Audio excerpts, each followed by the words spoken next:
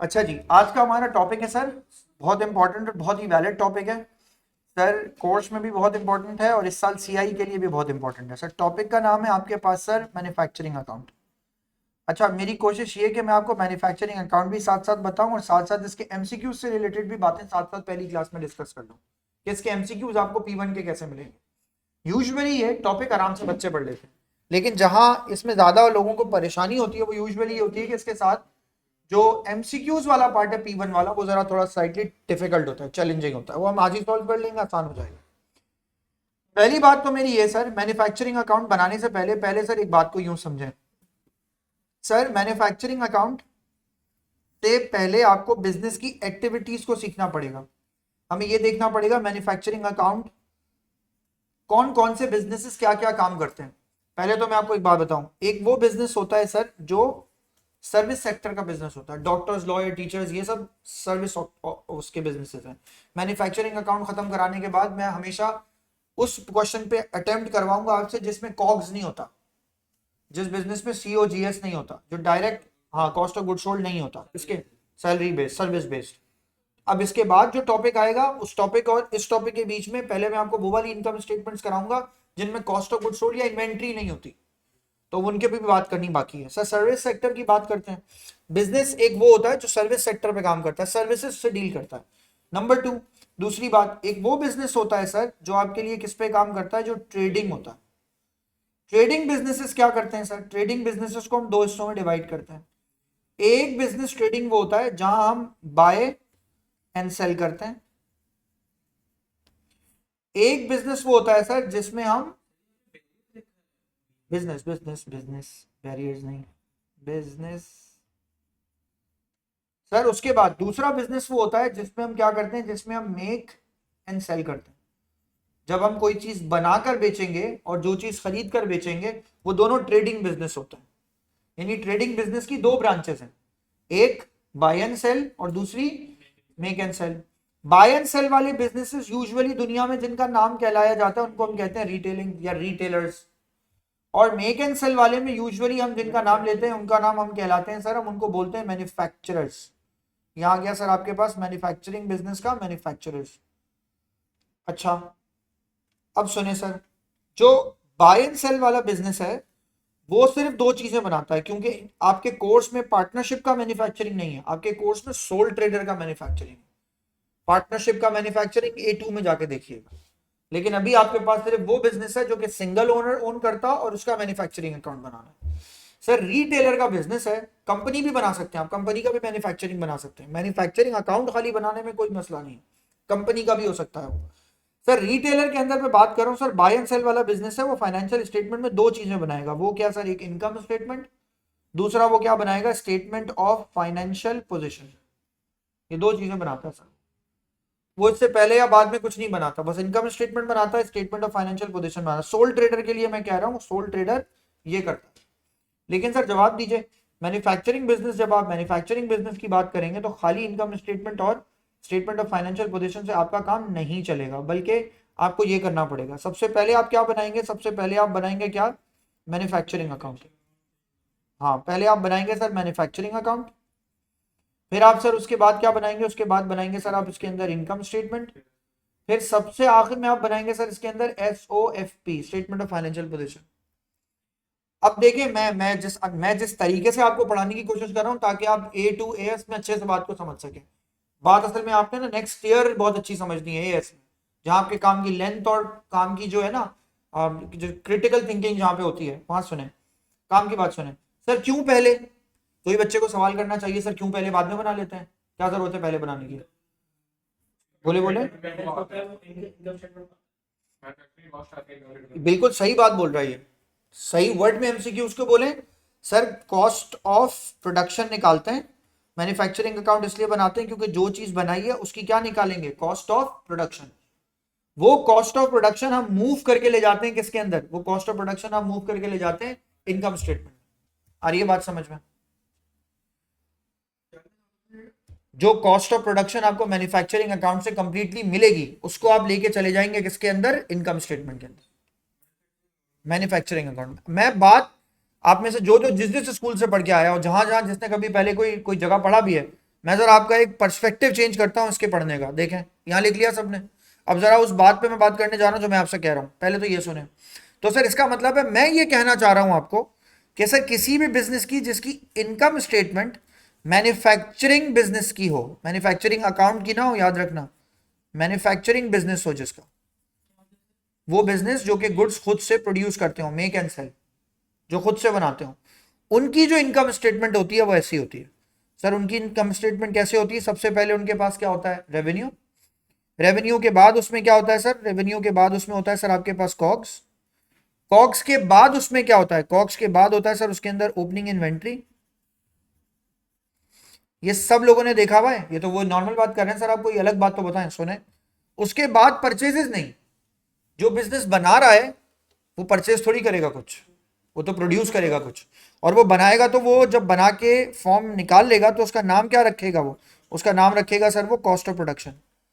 यहाँ फर्क पड़ गया ना सर। यूजुअली हम क्या लिखते हैं अब्दुल्ला? हम यूजुअली क्या लिखते हैं? ओपनिंग स्टॉक प्लस क्या? परचेजेस। अब ये परचेजेस को रिप्लेस कर जाएगा किससे? कॉस्ट ऑफ इनिशियल प्रोडक्शन से।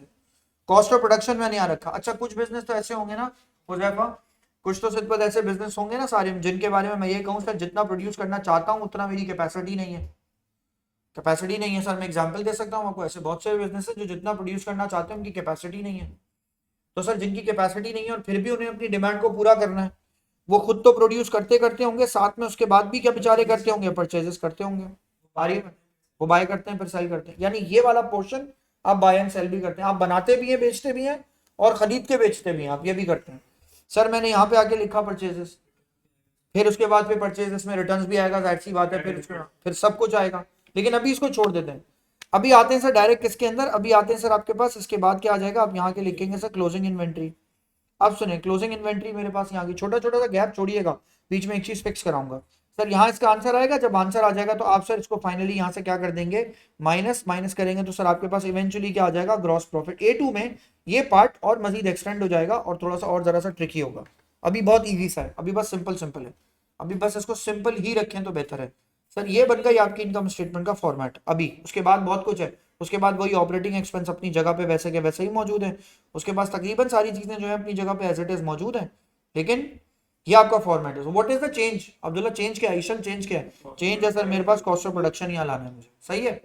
अब कॉस्ट मैं किसी प्रोडक्ट की निकालूं, इसके लिए मेरे पास एक पूरा फलसफा है और मैं आपको वो सुना रहा हूँ। आप हमेशा याद रखिएगा, एएस में आपको वो कोई नहीं पढ़ाएगा, एएस में वो आपके हेल्प बहुत आएगा। अगर आप एएस में अकाउंटिंग लेने जा रहे हैं तो आपको ये जो फलसफा मैं भी सुनाने जा रहा हूँ, ये आपको एएस में एब्जॉर्प्शन कॉस्टिंग में बहुत काम आ जाएगा प्रॉपर। आप सुने सर मेरी बात को गौर से सुने सर। आपको कल लिख लिया ना सबने? ये डन है ना? डन। हानिया लिख लिया? डन है सर। अब यहाँ से स्टार्ट लेते हैं सर। आपका जो मेजर ऑब्जेक्टिव निकला यानी आज की क्लास का, वो क्या निकला सर? आपको क्या चीज चाहिए? आपको चाहिए सर क्वेश्चन में क्या? Cost of production.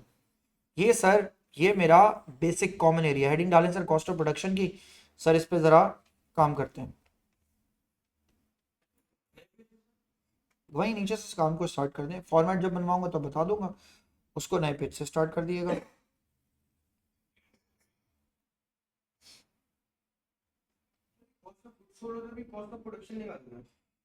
Cost of good sold के अंदर कॉस्ट ऑफ प्रोडक्शन निकाल रहे हैं। कॉस्ट ऑफ गुड सोल्ड तो वो कॉस्ट होती है किसी चीज को बेचा तो उसकी कॉस्ट कितनी थी। अब ये वो है किसी चीज को प्रोड्यूस किया तो उसकी कॉस्ट कितनी थी। इनमें और उसमें बहुत फर्क है। अब सुनिए सर, यहाँ देखें सर, कॉस्ट ऑफ प्रोडक्शन के बारे में मैं जरा आपसे थोड़ी सी ना एक बात करूं, और जरा ना इसको जरा अच्छे से बात को समझिएगा आप। बस 3-4 महीने बाद जिस भी कॉलेज में होंगे, जहां भी होंगे, आपकी पहली क्लास जो होगी वो कॉस्टिंग होगी। पहली क्लास में ये गिरेगा बम आपके ऊपर। सुने, इसको अभी से पढ़ लें ताकि आपको आसान हो जाए। सर सुने, यहाँ देखें सर, सबसे पहले आपके पास क्या चीज़ आती है? सबसे पहले सर आपके पास कॉस्ट ऑफ प्रोडक्शन निकालने का फॉर्मूला आता है। सर कॉस्ट ऑफ प्रोडक्शन क्या होता है? What is cost of production? मैं आपको एक आसान सा लफ्ज बताऊं। कोई भी कॉस्ट जो कि प्रोडक्शन से रिलेटेड हो, आप उसमें ऐड कर दें तो कॉस्ट ऑफ प्रोडक्शन है। मगर खाली ये बात तो नहीं करनी सर, बात आपको ये करनी है कोई भी कॉस्ट जो कि डायरेक्ट कॉस्ट ऑफ प्रोडक्शन हो plus indirect cost of production हो। सर ये हमारे पास क्यों लिख रहे हैं आप? बेटा ये आपका एमसीक्यूजन है। आपके कोर्स में 2023 में इनडायरेक्ट डायरेक्ट कॉस्ट को ऐड कर दिया गया, तो अब आपके एमसीक्यूज मेजरली चांसेस हैं कि इस टॉपिक के इसी तरह बनेंगे, direct cost of production and indirect cost of production. अच्छा, वर्ड में बार बार यूज कर रहा हूं, प्रोडक्शन प्रोडक्शन प्रोडक्शन, वरना सर मैं आपको निकाल के बताता हूं सर। कॉस्ट को तो हम दो हिस्सों में डिवाइड कर सकते हैं। वो कैसे? सर दुनिया में दो तरह की कॉस्ट होती है, एक कॉस्ट ऑफ क्या होता है, अगर कोई बिजनेस फैक्ट्री लगाता है तो उसके पास क्या होता है सर, प्रोडक्शन। दूसरा क्या होता है सर आपके पास, दूसरा होता है सर आपके पास, अगर आपको याद हो वो होता है सर सेलिंग एंड डिस्ट्रीब्यूशन, या पूरा वर्ड यूज करूं तो मैं कहूंगा admin and selling and distribution. अच्छा, कुछ लोग इसको यूं पढ़ाते हैं रटवाने के लिए, मैं भी आपको ये बोलूंगा आखिर में, ऐसा नहीं है कि मैं नहीं रटवाऊंगा, मैं भी आपको ये बात बोलूंगा, मगर शुरू में बता रहा हूं प्रोडक्शन के लिए आपको क्या चाहिए होता है सर, प्रोडक्शन के लिए आपको चाहिए होती है sir factory. Admin and selling and distribution के लिए आपको क्या चाहिए होता है सर, ऑफिस। लोग इसको ऑफिस और फैक्ट्री में रटवा देते हैं, ये फैक्ट्री में जाएगा, ये ऑफिस में जाएगा, ये इनकम स्टेटमेंट में जाएगा, ये मैन्युफैक्चरिंग में जाएगा। पेन ड्रॉप करके अब आपको एक स्टोरी सुना रहा हूँ क्योंकि ये मैंने लिखा है, क्योंकि मुझे आपको समझाना है। ब्रॉडवे पिज्जा चले जाएं, ब्रॉडवे पिज्जा चले जाएं सर, सामने इंटर हो, आपको सामने बैठने का एक एरिया मिलेगा, जो बैठने का एरिया आपको मिलेगा उसको आप बोलते हैं ना डाइन इन स्पेस, बोलते हैं ना सर, वो डाइन इन स्पेस सर आपका ऑफिस है, सामने काउंटर बना हुआ है, लोग आपको खाना सर्व कर रहे हैं। नहीं एसओडी नहीं, S and D, selling and distribution, selling and distribution. सुने सर, आपके सामने जो वो डाइनिंग एरिया है ना, वो उनके लिए ऑफिस है। फैक्ट्री कहाँ है, पीछे किचन में, जो किसी भी रेस्टोरेंट में पीछे किचन है वो आपके लिए फैक्ट्री है एक ही दुकान 2000 स्क्वायर फीट की, उसका 1000 स्क्वायर फीट किचन है, 1000 स्क्वायर फीट सामने ऑफिस है। तो आप फैक्ट्री का, मैंने जब फैक्ट्री बोल दिया ना तो आपके जहन में आना तो वही फैक्ट्री चाहिए, टोयोटा की बड़ी सी जाइंट सी फैक्ट्री, दिमाग में वही है हमारे बच्चे के। नहीं भाई, वो तो फैक्ट्री है ही है, छोटी सी फैक्ट्री भी हो सकती है, और छोटी सी का मतलब मेरा वाकई छोटी सी फैक्ट्री। सर छोटी सी फैक्ट्री कितनी छोटी, जिस टेबल पर मैं बैठा हूँ इतनी बड़ी भी फैक्ट्री होती है। इतनी बड़ी फैक्ट्री में क्या करेंगे सर, बेटा आईसी बनाएंगे, आईसी, आईसी जो आपने देखा है आईसी स्टिकर्स होते हैं, जो आईसी को स्टिक कर रहे होते हैं, वो भी तो लोग फैक्ट्री है सर। तो इसका मतलब कोई बात तो सीखनी चाहिए हमें, फैक्ट्री क्या होती है ये भी तो सीखना चाहिए। बोले इंडस्ट्री तो ये है कि बहुत सारी फैक्ट्रीज का कॉम्बिनेशन है इंडस्ट्री, एक पूरी ऑटोमोबाइल इंडस्ट्री, उसमें होंडा भी आ गई, टोयोटा भी आ गई, टोयोटा की अपनी फैक्ट्री, हाँ एक चीज जैसी बनाती है उसको इंडस्ट्री कहते हैं। हाँ ऑटोमोबाइल इंडस्ट्री, मैंने नाम दिया उसको ऑटोमोबाइल इंडस्ट्री। अच्छा अब मैं ना एक बात आपको समझा रहा हूँ, ये समझो, मेरी बात सुनो सारे, यहाँ देखो, फैक्ट्री किस चीज को बोलते हैं इसका मतलब भी समझे। ये अक्सर लोग स्किप करते हैं और फिर फंसते हैं आगे कहां पे, पास पेपर में आके। फैक्ट्री किसको बोलते हैं सर, फैक्ट्री किसी भी ऐसी चीज को बोलते हैं जहां पे प्रोडक्ट की फॉर्म को क्या किया जाता हो, प्रोडक्ट की फॉर्म को क्या किया जाता हो सर, चेंज। रेस्टोरेंट में चावल रखे आपने, चिकन ऐड की, मसाला ऐड किया, सादे चावल कन्वर्टेड इनटू बिरयानी, इनकी फैक्ट्री है सर। आप बोलेंगे इनका किचन है, मैं बोलूंगा हाँ आपके लिए किचन है, मेरे लिए फैक्ट्री है। केएफसी, उन्होंने पीछे प्लांट लगाया हुआ है अपना ब्रोस्ट बनाने का, उनके लिए वो फैक्ट्री है, मशीनरी है उनके पास, और उस मशीनरी से वो प्रोडक्ट की फॉर्म को मजीद यूजफुल बनाते हैं। Form of the product good change होता है सर, ये मैं बार बार बोलता था, एक दिन थ्योरी में आ गया। वाई वी से फैक्ट्री, यस फैक्ट्री क्या होता है, फैक्ट्री डिस्कस, फैक्ट्री 2 मार्क्स का। Factory is a place where the goods are like provided, उसके ऊपर आप एक स्पेसिफिक किस्म की कॉस्ट लगाते हैं, उसके बाद उसकी फॉर्म क्या हो जाती है, चेंज, उसकी कोई और फॉर्म हो जाती है। अगर मैंने चिकन को एक फैक्ट्री में दिया और वही चिकन उसने मुझे वापस कर दी, किस काम की फैक्ट्री है, फॉर्म चेंज होनी चाहिए गुड की। मैंने वो आपको आईसी वाली मिसाल दी ना, इसका मतलब है वो यूएसबी ड्राइव लेता होगा, पेन ड्राइव, और यूएसबी की चिप उसके अंदर वो सोल्ड करता होगा, उसको ऊपर से कवर बंद करता होगा, पहले वो 128 जीबी की होती होगी, अब उसे वो 128 जीबी से 132 256 या 1 टेराबाइट तक ले जाता होगा। फॉर्म चेंज हो गई ना, जहां भी उसकी यूजफुलनेस में फर्क आ गया, फैक्ट्री है। आ रही है बात समझ में, तो ये फैक्ट्री की बात होने जा रही है। अब इस फैक्ट्री पे एक बात समझो, सुनो, तो मैं इसका मतलब है अभी जिस चीज की मैं बात कर रहा हूँ प्रोडक्शन की, वो ये है, एरो बना के आप यहाँ लिख सकते हैं, मैं इसकी बात कर रहा हूँ, मैं सिर्फ इसकी बात कर रहा हूँ, सेलिंग एंड डिस्ट्रीब्यूशन एडमिन की बात मैं कर ही नहीं रहा। तो डायरेक्ट कॉस्ट और इनडायरेक्ट कॉस्ट में किसकी बात करेंगे अब्दुल्ला, हमेशा फैक्ट्री की। अब सुने, डायरेक्ट कॉस्ट, अब मैं यहाँ पे जरा शॉर्ट फॉर्म लिखूं, COP cost of production equals to, direct cost का मतलब पता है आपको क्या होता है, डीएम। अच्छा डीएम पूरा लिख दूं भी पहली बार क्योंकि आप ओ लेवल्स में पढ़ रहे हैं, इसका मतलब होता है सर डायरेक्ट मटेरियल, प्लस करते हैं सर आप उसके अंदर डायरेक्ट लेबर, फिर प्लस करते हैं आप उसके अंदर सर डायरेक्ट एक्सपेंसेस। सही है, इन 3 चीजों को आप प्लस करते हैं, फिर आप इसमें भी प्लस करते हैं। पहले तो ये डायरेक्ट वाले सारे आए, डायरेक्ट वाले मिलकर सारे क्या बनाएंगे, डायरेक्ट वाले मिलकर क्या बनाएंगे, डायरेक्ट कॉस्ट।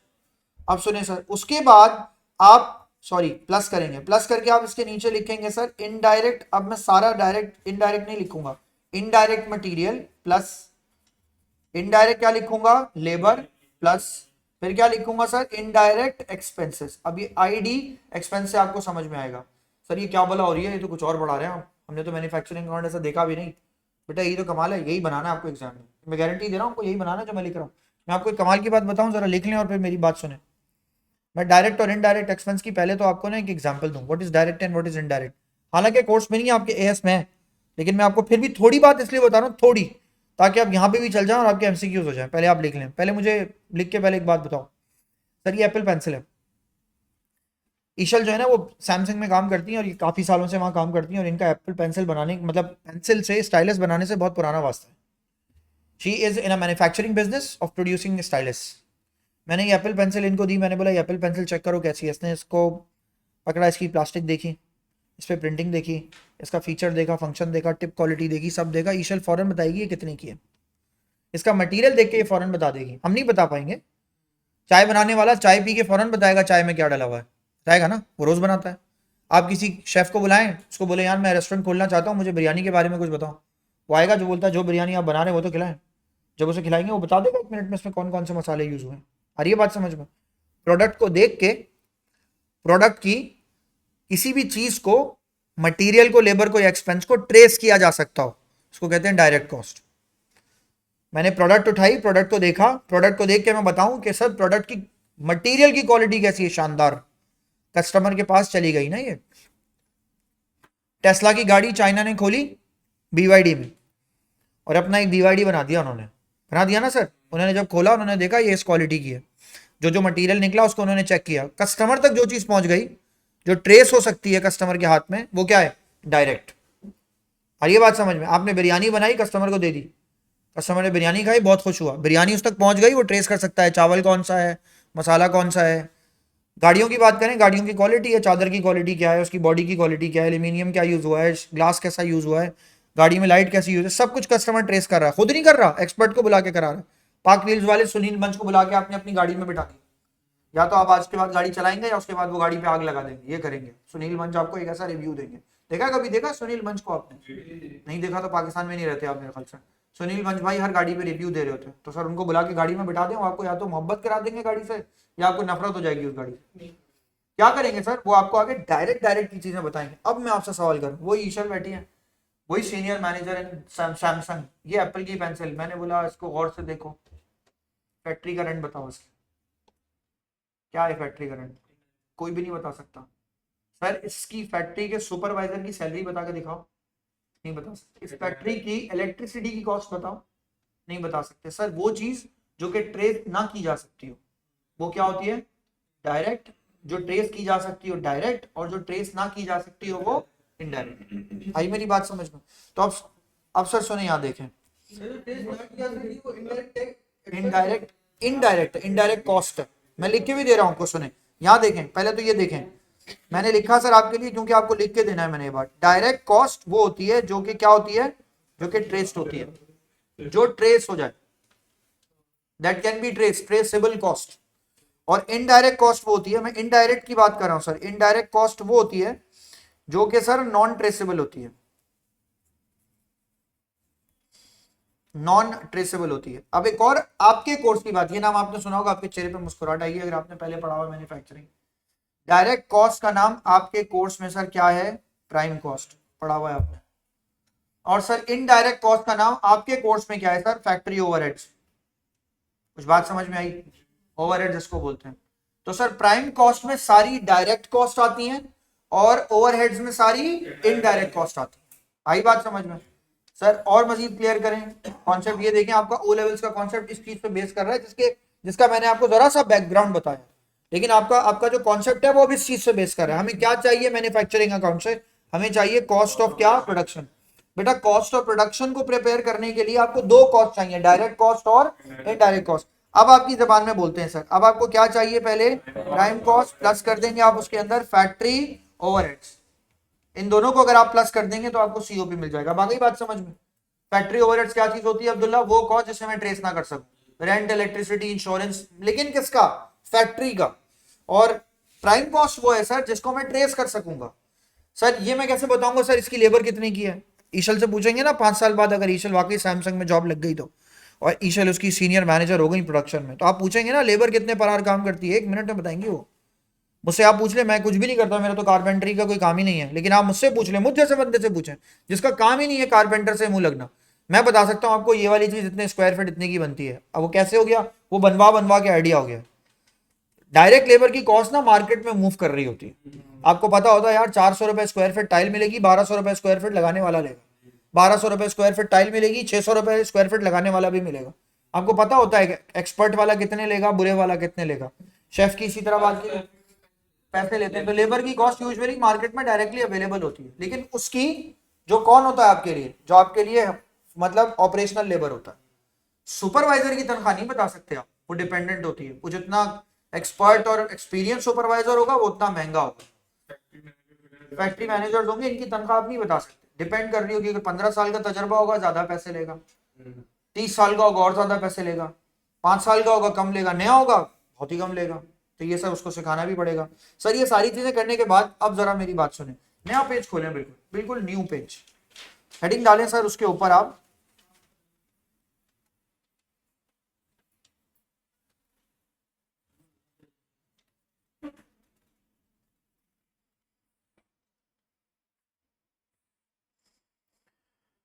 इसको सर मैन्युफैक्चरिंग अकाउंट को सर आप 2 कॉलम्स में स्प्लिट करें।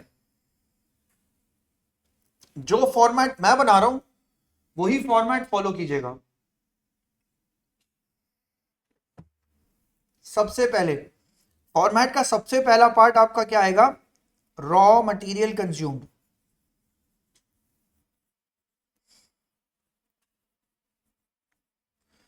बिल्कुल नए अपडेटेड ओ लेवल्स के कोर्स के साथ आपको बता रहा हूं मैं। फिर सर यहां आ जाते हैं, यहां लिखेंगे सर सबसे पहले आपके पास आएगा ओपनिंग इन्वेंट्री। अभी आपको एक और बात बतानी है, वो हम इसी पेज के ऊपर लिख लेंगे। ओपनिंग इन्वेंट्री ऑफ क्या? Opening inventory of raw material. जिस पेज पे आप काम कर रहे हैं उसी के बिल्कुल टॉप पे लिखिएगा ये बात। सर मैन्युफैक्चरिंग अकाउंट की जो इन्वेंट्री होती है ना, यानी जो बिजनेस मैन्युफैक्चर कर रहे होते हैं उनकी इन्वेंट्री 3 टाइप्स में डिवाइडेड होती है। पहली रॉ मटेरियल, दूसरी टाइप की इन्वेंट्री होती है वर्क इन प्रोग्रेस, तीसरी टाइप की होती है सर फिनिश्ड गुड्स। 3 हो गए। वर्क इन प्रोग्रेस, आधा बना आधा नहीं बना, वर्क इन प्रोग्रेस। ये सब नीचे लिखूंगा मैं, आप बेफिक्र हो जाएंगे, ये आर एम सब मैं लिखूंगा नीचे जाके। Sir R M manufacturing account में जाएगा, उसका काम ही नहीं ऑफिस में। हाँ फिनिश गुड्स है। वर्क इन प्रोग्रेस भी एम में है। हाँ वर्क इन प्रोग्रेस भी किस में जाएगा? एम में। और लास्ट वाले में क्या जाएगा? ऑफिस में चला जाएगा। सर मैंने यहाँ लिखा सर ये वाला पार्ट मेरा ऑफिस में चला जाएगा। अच्छा अब जरा मैं इसे एक और बात बोलूं, और से सुने। रॉ मटेरियल पे अभी कन्वर्जन कॉस्ट लगना बाकी है। कन्वर्जन कॉस्ट अगर रॉ मटेरियल पे 100% अप्लाई कर दी जाए तो वो फिनिश गुड्स बन जाएंगे। कन्वर्जन कॉस्ट वर्ड दोबारा यूज कर रहा हूँ, उसकी फॉर्म चेंज करने के लिए जितनी भी कॉस्ट उस पर अप्लाई करनी है, अगर मैं वो अप्लाई कर दूं तो उसके, जैसे मैंने गाड़ी का रॉ मटेरियल लिया, उसको कन्वर्ट करने की पूरी कॉस्ट मैंने उस पर अप्लाई कर दी, तो अब वो किस फॉर्म में आ जाएगी? गाड़ी की शक्ल में। तो उसको मैं बोलूंगा फिनिश गुड्स। मैंने कन्वर्जन कॉस्ट अभी उसके ऊपर आधी अप्लाई की, तो अभी वो क्या बन गया? Work in progress. Full apply कर दूंगा तो क्या हो जाएगी?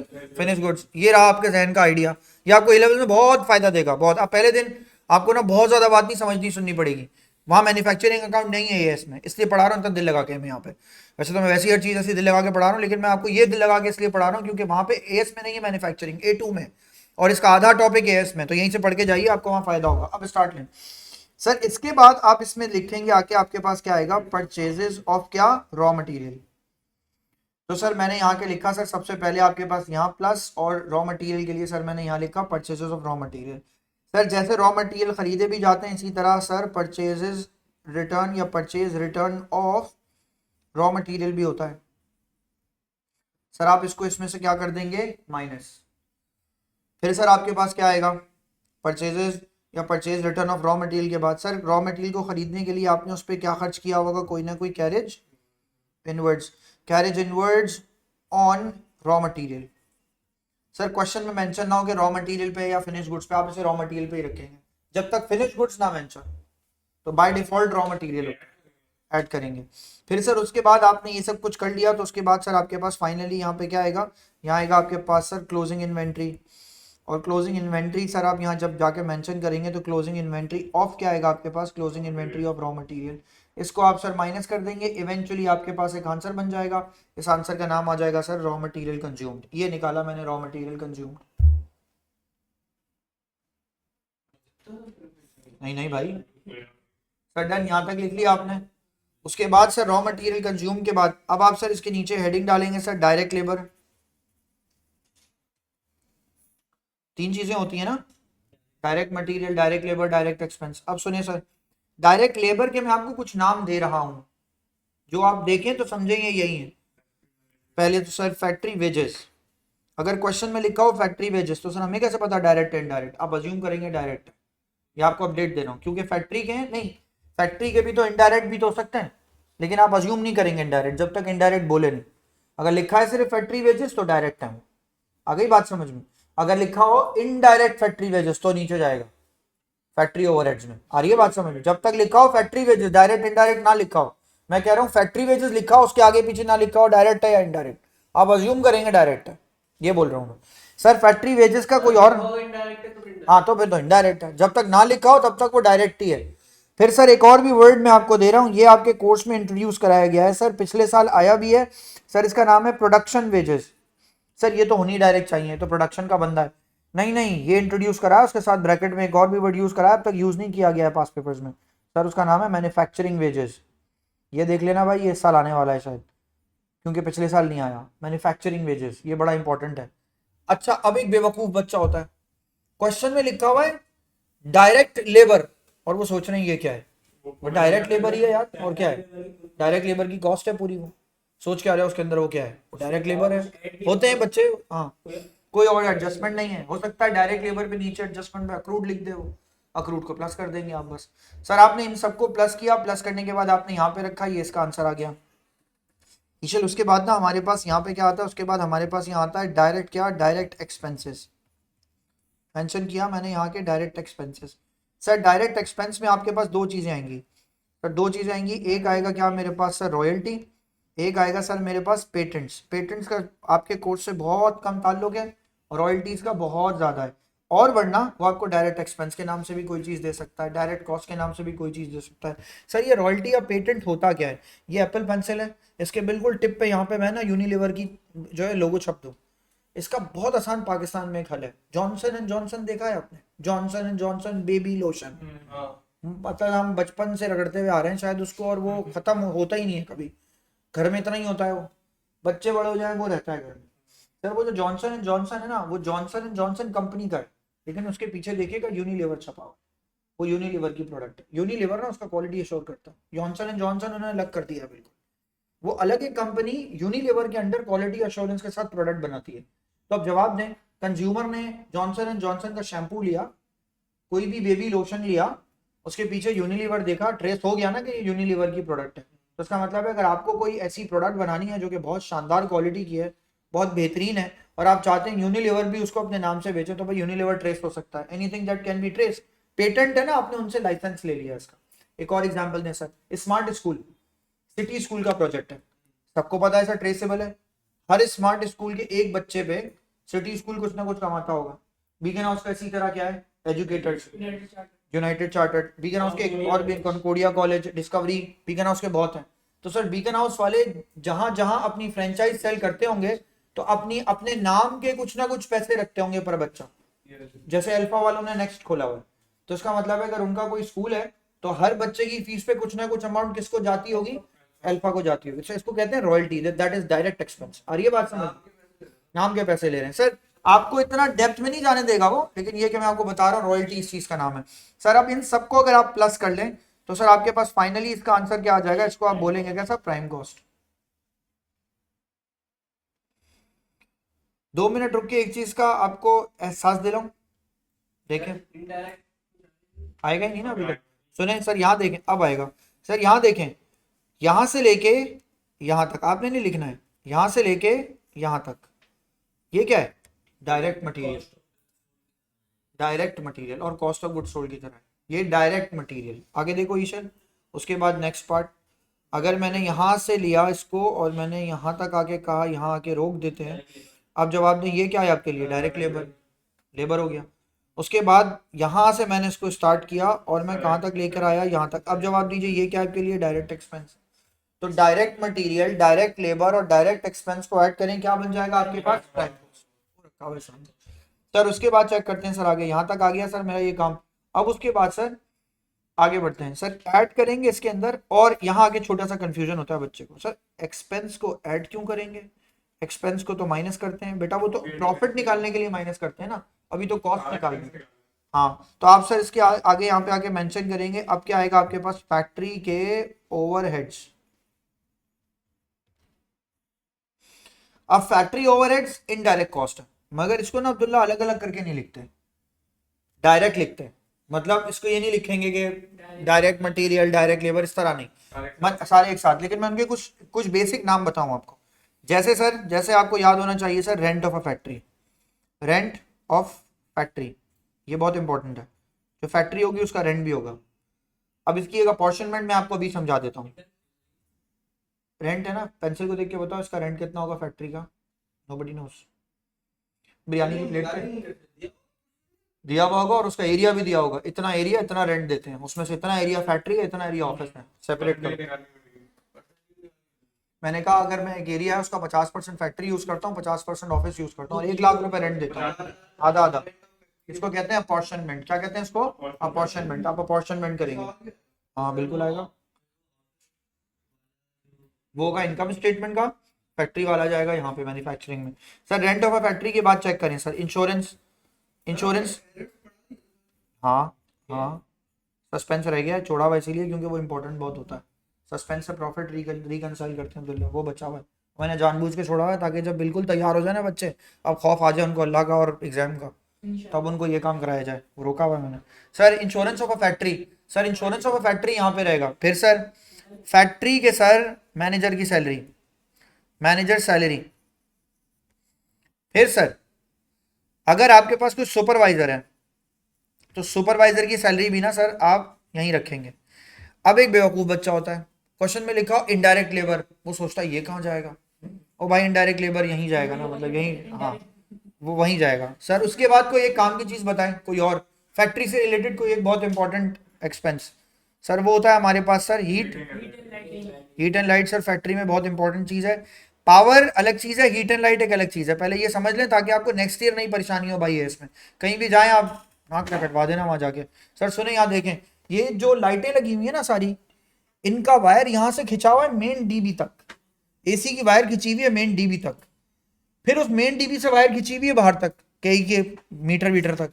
इसको कहते हैं हीटिंग एंड लाइटिंग सिस्टम। ये वायरिंग का खिंचना ये एरिया पे डिपेंडेंट होता है, जितना ज्यादा एरिया होगा हीटिंग एंड लाइटिंग का सिस्टम उतना ज्यादा बड़ा होगा।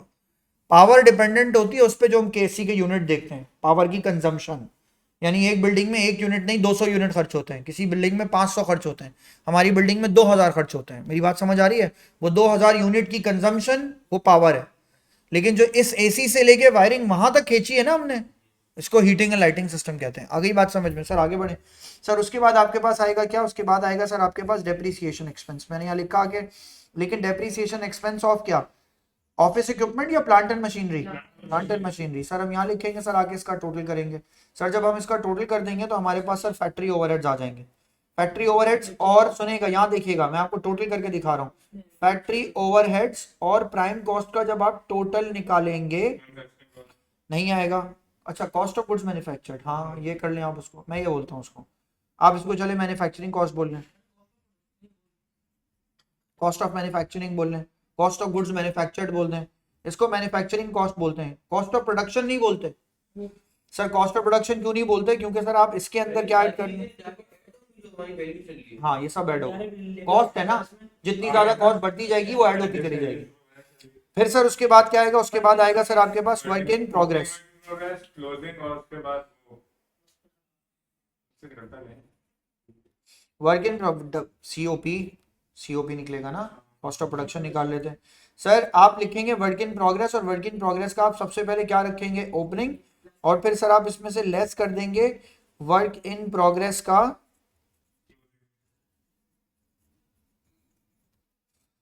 वर्क इन प्रोग्रेस का क्लोजिंग। सर इन दोनों को आप माइनस कर देंगे, माइनस करने के बाद सर आपके पास इसका एक आंसर आ जाएगा।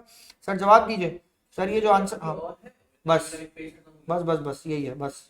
सर उसके बाद आपके पास यहाँ पे जो इसका आंसर आएगा, इसका नाम आप क्या रखेंगे, इसका नाम आप रखेंगे कॉस्ट ऑफ क्या, कॉस्ट ऑफ प्रोडक्शन। और ये कॉस्ट ऑफ प्रोडक्शन पे सर आपका मैन्युफैक्चरिंग अकाउंट वाइंड अप हो गया।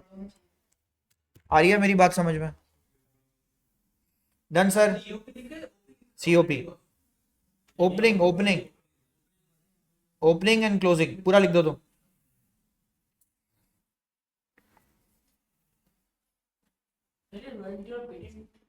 लाइसेंस, किसी भी चीज का लाइसेंस, बी एजुकेटर ने बी का नाम से लाइसेंस लिया हुआ है, तो अगर एजुकेटर ने लिया रॉयल्टी हुआ।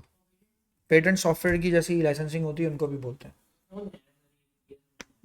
नहीं देखो ना, मतलब तुम एक बात सुनो, तुम टोयोटा की गाड़ी बना रहे हो, डाइहाट्सू है ना, डाइहाट्सू टोयोटा की है, पता है? तो डाइहाट्सू जो है ना, वो जब भी कोई गाड़ी बनाती है, क्योंकि वो उनके प्रोडक्शन का टेक्नोलॉजी यूज़ करती है, उनकी सारी चीज़ें इस्तेमाल करती है, जब भी गाड़ी बनाती है ना, तो उसकी कॉस्ट में, अपनी गाड़ी की कॉस्ट के अंदर उनको जो पैसे देने हैं वो ऐड करती है, तो बेचती है। तो हर गाड़ी जब भी बनती है, हर कॉस्ट पे, प्रॉफिट पे भी नहीं, हर कॉस्ट पे उनको कुछ ना कुछ ऐड, वो पेटेंट। आप किसी कंपनी से लाइसेंस ले लें इस बात का कि वो आपको अपने नाम से चीज़ें बेचने दें, अपनी टेक्नोलॉजी यूज़ करने दें, पेटेंट हो गया।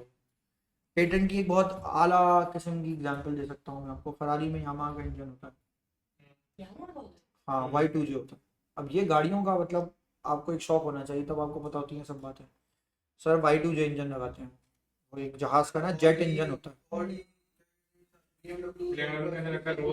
तो इसका मतलब ये है कि सर जो आप, एक कंपनी दूसरी कंपनी से कोई मुआहदा कर रही है, आप उसे पिकअप कर सकते हैं, ट्रेस हो सकता है।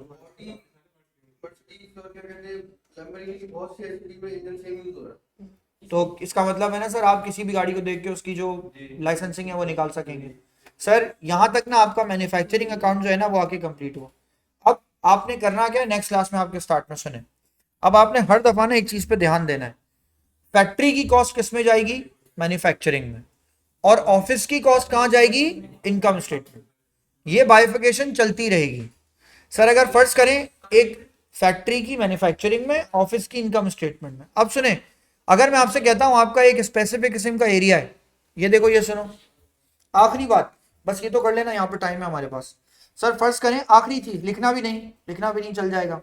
सर मैंने कहा आप रेंट पे करते हैं $1,00,000, आपका जो फैक्ट्री का या जो आपका एरिया ऑक्यूपाइड है, आपका जो एरिया ऑक्यूपाइड है वो फर्ज करते हैं सर, मैं कहता हूं आपसे वो है 8,000 स्क्वायर मीटर या मीटर स्क्वायर, आप इसे मीटर स्क्वायर ले लें। और सर मैंने आपसे कहा जिसमें से फैक्ट्री के लिए आप 6,000 मीटर स्क्वायर यूज करते हैं और ऑफिस के लिए आप 2,000 मीटर स्क्वायर यूज करते हैं। सर अब मेरा सवाल ये, एक बात बताइए, मैं इसको अपॉर्शन कैसे करूं, फिर क्या करूं इसके साथ, 100,000 को मल्टीप्लाई क्या कर दूं, 2 अपॉन क्या कर दूंगा, 8, टोटल 8 है। तो अगर मैं ये वाली वैल्यू यहाँ से गायब कर देता और मैं कहता फैक्ट्री और ऑफिस में ये यूज हो रहा है, तो एरिया ऑक्यूपाइड में खुद ब खुद निकाल लेता, एरिया ऑक्यूपाइड कितना निकलता है मेरे पास, 8,000, 2,000 और 6,000 को प्लस करके। अगर मेरा फैक्ट्री का एरिया 6,000 है और मेरे ऑफिस का एरिया 2,000 है और मैं टोटल रेंट इतना पे करता हूँ दोनों का, तो मैं किसका कितना एरिया यूज करता हूँ उसको प्लस करके निकालता। 2/8, या तो 100,000 मल्टीप्लाई में क्या करेंगे 6/8, सही आंसर, या जो बचेगा वो दूसरे का हो जाएगा, किसी भी। हाँ तो भाई इतनी बिल्कुल ही बच्चों वाली मैथ क्यों कर रहे हो, मतलब दोनों पे रेशो अप्लाई करो, दोनों का रेशो। एक और तरीका बताऊं, this is 25% and this is 75%, ये भी कर सकते हैं हम। 2/8 मल्टीप्लाई बाय 100, 75, 25%, हाँ ऐसे भी कर सकते हैं। इतना लंबा चौड़ा नहीं जाए, मुझे पता है आजकल मैथ्स बच्चों की एंड है, बिल्कुल लेवल हो गया उसका, वो देखो वो। चले सर नेक्स्ट क्लास में मिलते हैं इसके बाद, अब आप इसका क्वेश्चन स्टार्ट करेंगे। अल्लाह हाफिज।